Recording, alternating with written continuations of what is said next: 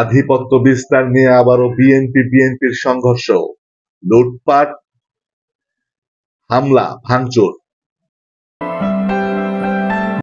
আধিপত্য বিস্তার নিয়ে দ্বন্দ্বের জেরে স্থানীয় বিএনপির দুই গ্রুপের বাড়ি ঘরে হামলা, ভাঙচুর ও লুটপাটের ঘটনা ঘটেছে।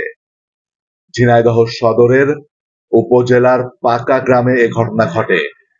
পুলিশ ও স্থানীয়রা জানায়, এলাকায় আধিপত্য বিস্তার নিয়ে ওই গ্রামের সাবেক যুব দল নেতা আব্দুল কাদের ও জেলা বিএনপির সহ সভাপতি সুবিদ চেয়ারম্যানের সমর্থকদের মধ্যে দীর্ঘদিন ধরে বিরোধ চলে আসছিল।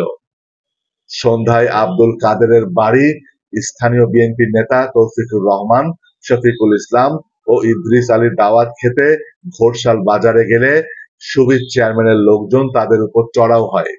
এ নিয়ে উভয় পক্ষের মধ্যে তর্ক বিতর্ক হয়।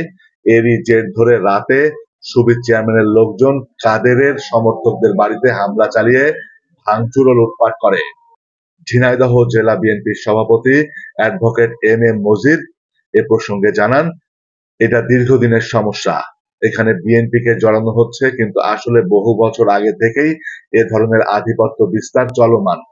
গত কয়েকদিন আগে স্থানীয় পুলিশ প্রশাসন তাদের নিবৃত্ত করতে মিটিং করেছে।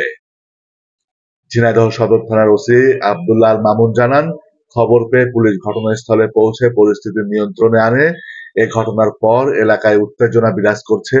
এলাকায় পুলিশ মোতায়েন করা হয়েছে। এখনো থানায় কোনো মামলা হয়নি। এ ঘটনায় কাউকে আটকও করা যায়নি।